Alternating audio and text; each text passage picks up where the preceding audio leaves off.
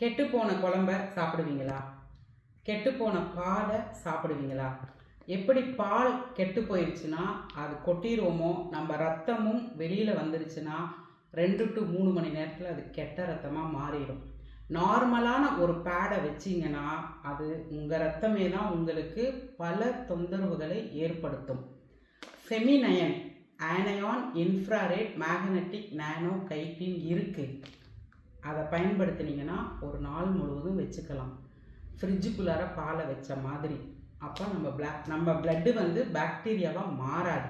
இப்போ இந்த விஷயத்தை நாங்கள் உங்களுக்கு எப்படிங்கிறத டீட்டெயிலாக கற்றுத்தரோம்.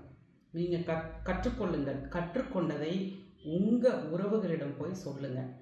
அதற்கு உங்களுக்கு ஒரு தொழில் வாய்ப்பை நாங்கள் ஏற்படுத்தி தருகிறோம். டிஸ்ட்ரிபியூட்டர் அப்படிங்கிற சேனல் நாங்கள் ஓப்பன் பண்ணியிருக்கிறோம். வீட்டில் இருந்துக்கிட்டே நீங்கள் சோஷியல் மீடியாலேயோ அல்லது உங்களுக்கு தெரிந்த உங்களுடைய உறவுகளிடம் இதை பற்றி பேசுங்க. எங்களை நீங்கள் அழையுங்கள். உங்களுக்கு இதில் இருக்கக்கூடிய ஒரு உன்னதமான ஒரு புனிதமான தொழில் வாய்ப்பு அது என்னங்கிறத நாங்கள் டீட்டெயிலாக பேசுகிறோம். அந்த ஸ்க்ரீனில் போகிற தொலைபேசி எண்ணுக்கு எங்களை தொடர்பு கொள்ளுங்கள். நன்றி.